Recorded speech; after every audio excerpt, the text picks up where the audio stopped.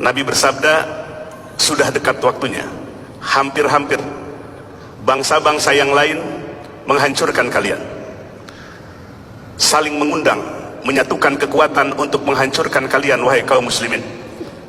Seperti orang-orang lapar yang memanggil satu sama yang lain, mengundang satu sama yang lain untuk menghabiskan hidangan makanan.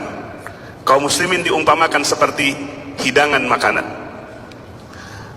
Ada sahabat yang bertanya, hal min qillatin nahnu yawma idzin ya Rasulullah, apakah kami di saat itu minoriti?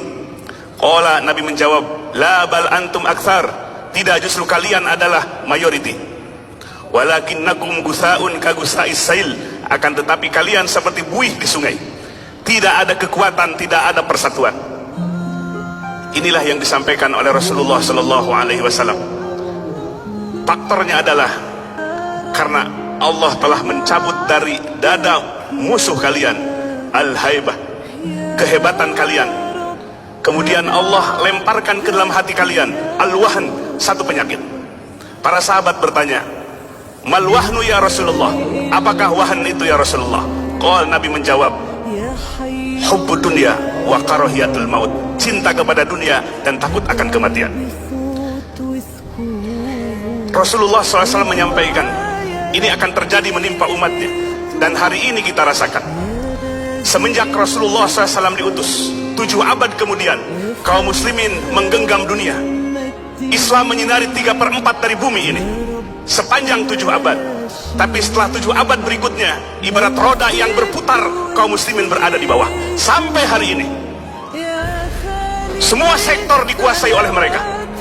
Politik global, ekonomi, budaya, dan sosial.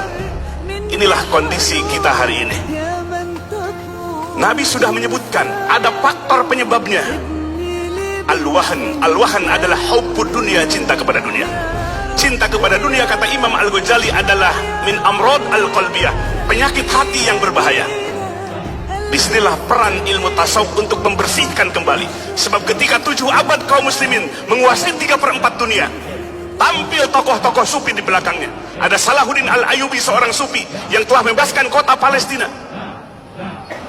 Ada Muhammad Al-Fatih, seorang sufi, di belakangnya adalah seorang mursyid yang telah membebaskan Konstantinopel.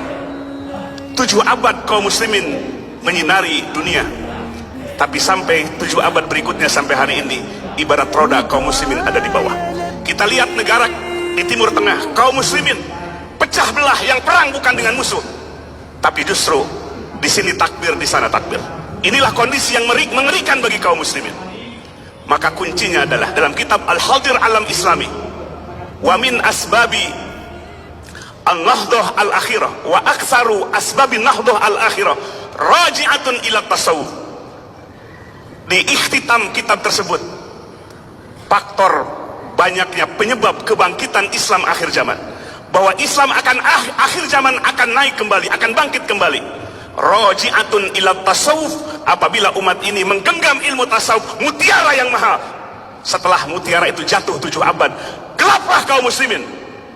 Tapi umat Islam akan dibangkitkan kembali di akhir zaman apabila raji'atun ila tasawuf, kembali memegang tasawuf, dibersihkan kolbunya. Penyebab kaum muslimin tidak bersatu adalah ketika kolbunya diserang penyakit.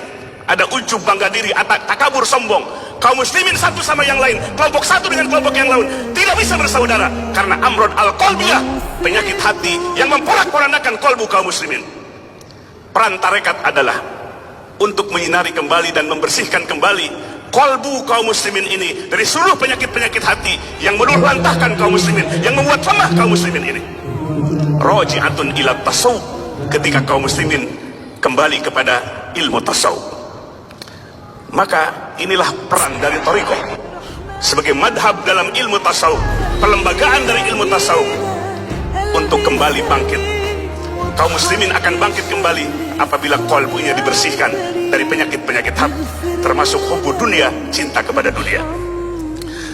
Ikhwani rahimakumullah, dalam kesempatan yang mulia ini, kita berharap Nusantara yang telah dibebaskan, Nusantara yang telah diislamkan oleh para sufi terdahulu, maka hari ini harus bangkit kembali. Para masyaikh berkumpul, thariqah mu'tabarah sufiyah berkumpul di tempat ini. Tiada yang lain memanjatkan doa kehadirat Allah Subhanahu wa taala supaya Allah bangkitkan kembali umat ini li'izzatil Islam wal muslimin, demi kejayaan Islam dan kaum muslimin. Dengan kembali kepada tasawuf, maka ketika dibongkar kembali, dibersihkan kembali hati kita semua, maka yang ada adalah fa'allafa baina qulubikum fa asbahtum bi ni'matihi ikhwana. Kaum muslimin ini akan disinakan kolbunya, setelah bersih kolbunya, kemudian menjadilah bersaudara yang dipersaudarakan oleh Allah Subhanahu wa taala. Persaudaraan yang dipersaudarakan oleh Allah Subhanahu wa taala, seperti kaum Muhajirin dan kaum Ansor.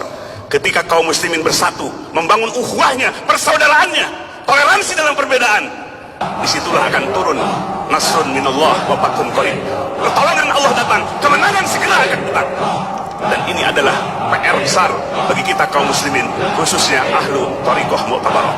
Gelorakan zikir seperti tadi, gelorakan zikir seperti tadi, supaya Allah datangkan pertolongan bagi kita semua. Hasbunallah wa ni'mal wakil, ni'mal maula wa ni'man nasir. Assalamualaikum warahmatullahi wabarakatuh.